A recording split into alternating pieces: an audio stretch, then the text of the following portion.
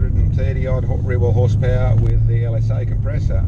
But because there's no supercharger whine or no discernible supercharger whine, it actually is getting there a bit quicker than you realise. So it's very powerful traction. We don't have enough with the tyres, they're brand new Yokohamas on it, but it's pushing past those. But for moderate throttle and roll on, that sort of stuff, just a really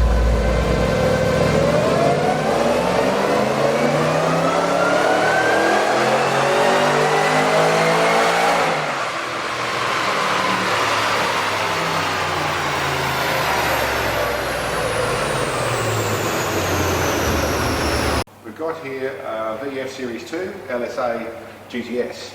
Now this is one that we did not that long ago, which went from a standard LSA automatic GTS, like I said, with a standard compressor, where we did a camshaft, exhaust system, air cleaner, pulley upgrade, injector upgrade, all the rest of it, and got good horsepower gains. The guys asked, what can I do to get a bit more? He had a bit to spend on it, wanted to get a bit more, still wanted to use it as a daily driver. So we're obviously we were at the, I think that it had older tyres on then, but it ran pretty good horsepower. It was 640 horsepower at the tyres. So good power, but we're getting up to not 100%, but we're getting up over 90% of what the compressor's got in it. And he wasn't sure if he wanted to go further or not, but he definitely didn't want to make the engine any angrier. I wanted to keep it as a nice driver.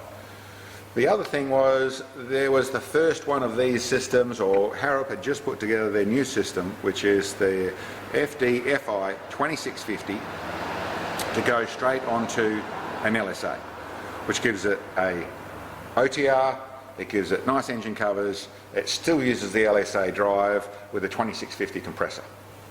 So we decided to go there. Compressor's running, we've got it backed off right a bit, we're probably only running about 60%. Because we do have just a standard engine, and I didn't want to make 700 rear wheel horsepower and risk breaking the engine through the ways that you can take a standard engine too far. So this is what we did. 2650 over here at the power graph. You can see we made some good gains. They're 670 horsepower at the tyres. Fairly conservative on the tune. We did put one pulley on, which what it came over with originally, it made over 18 pounds, 19 pounds a boost. We backed off the boost, so if you come over to the boost graph here, you can see what we're making at that peak power, just on 15 pounds a boost. It's raising a little bit once it goes past the camshaft. That is around the 6,500 RPM.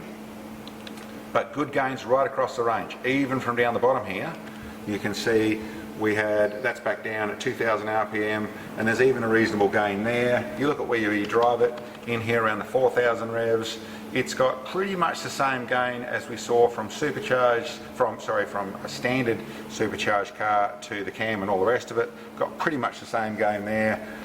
And then up the top here, you can see where we've actually backed things off a little bit according to the amount of power that we're actually making out of a standard engine. But at 670 horsepower at the tyres on a stock, apart from camshaft, LSA engine, I'm pretty happy with it.